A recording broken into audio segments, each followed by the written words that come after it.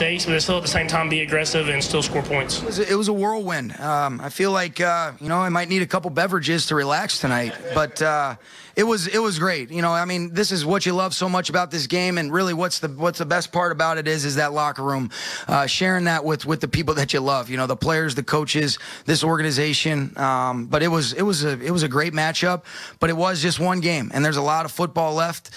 We got to do a great job making sure that we respond. We get ourselves healthy as possible, and we're refreshed and ready to go when we play the Lions coming back from the bye. Coach, it's not often a game that we match up on paper turns into the game on the field. This was a doozy. How impressive was last night's offensive explosion in the Rams' big win? Well, it was fun to watch, and it was fun to watch for a lot of reasons, and not just what we saw offensively, but also when you put the ball in the air that many times, what happens defensively, and you're putting those quarterbacks at risk over and over again, and you have the turnovers for points, the multiple turnovers for points. So I thought there was going to be a little bit more running in the game. I thought that they were going to incorporate some of that at some point during the course of the game. They sprinkled it in here and there, and I think at some point these teams, when they play games like this, are going to have to do that, because the best way to prevent the other team from scoring is to keep them off the field. And you've got two incredibly talented backs that became afterthoughts as the game went on, which I was most surprised about. Coach, I thought this game was almost the test study, the case study for what football in 2018 can be. Like, with all the rule changes, with all of everything slanting towards the offense, and with the embrace of some college concepts, you're seeing teams that defensively, it's not about the yards you can prevent. It's not necessarily even about forcing 3 and outs. It's about, can you make splash plays? Can you, while the other team's going to move up and down the field, can you either stop them in the red zone, or can you score on defense or force turnovers on defense? I feel like, as a defensive-minded coach, if you were dropped in to this setting, even though it's not like you coached decades ago, it's just a few years ago, you would have to change some of the philosophies as far as what you emphasize. You wouldn't have to change when a guy gets to the top of the route, don't grab him. Because that's what we've been teaching forever. Like, their techniques are poor. Yeah, we know that the rules and stuff, but their technique, that's just poor coaching. There's a lot of bad coaching, how you're going to stop a passing attack, too. So I think, Coach, let me jump in there before. I think Coach would be like, I think I can coach the technique that would, it goes through any time.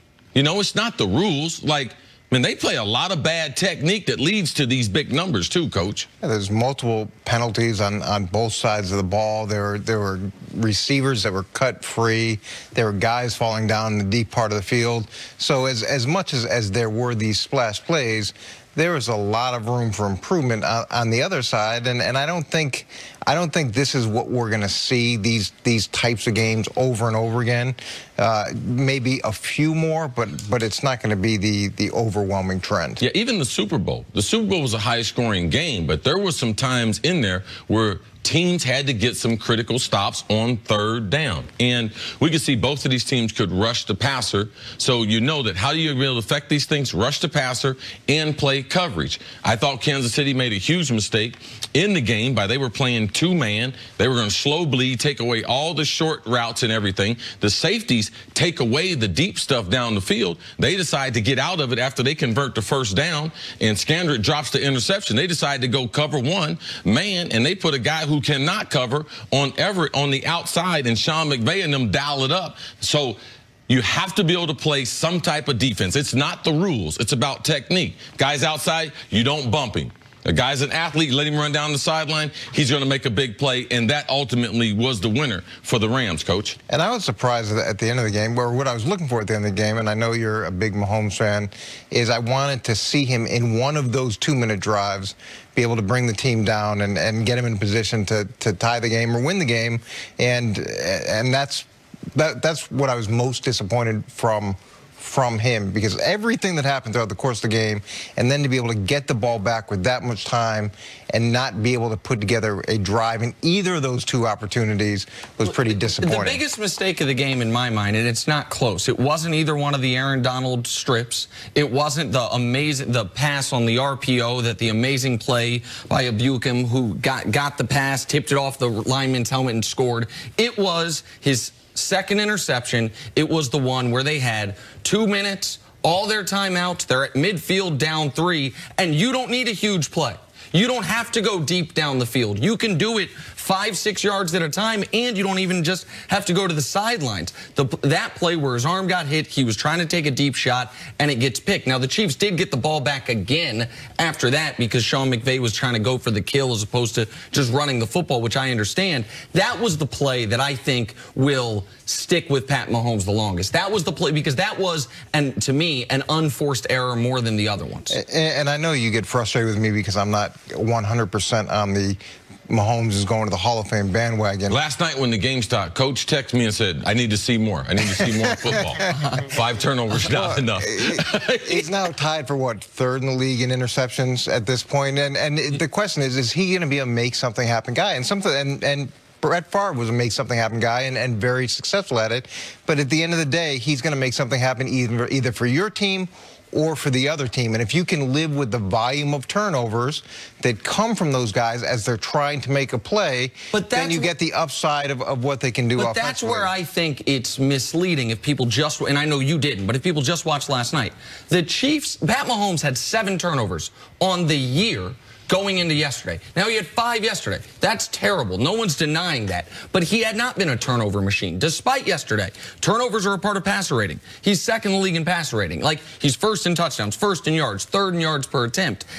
Nobody can deal with a 5 turnover game. But that has been the outlier, the extreme outlier on the season. It was 37% of his turnovers for the year came yesterday. Like, that isn't something that we can say. It's not fair to say the Brett Favre part of it. Because that was a part of it isn't totally fair to say that, but it's also not fair to say on the front end that this guy is destined to be the MVP or destined to be this, and that's when I know you guys joke about needing to see more football. At the end of the day, we need to see who he becomes when people understand him, when he's put in critical situations. Like the last 2 drives. Like the last 2 drives. Who is this guy really? And you can't always take chances. And people would tell you, and I know Mike Holmgren, I know Andy Reid, I know John Gruden, I know all those coaches that were dealing with Brett Favre. They'll tell you, Brett Favre could have been a lot better. So that's where we are. Like there were other quarterbacks that took chances, but they don't throw the interceptions.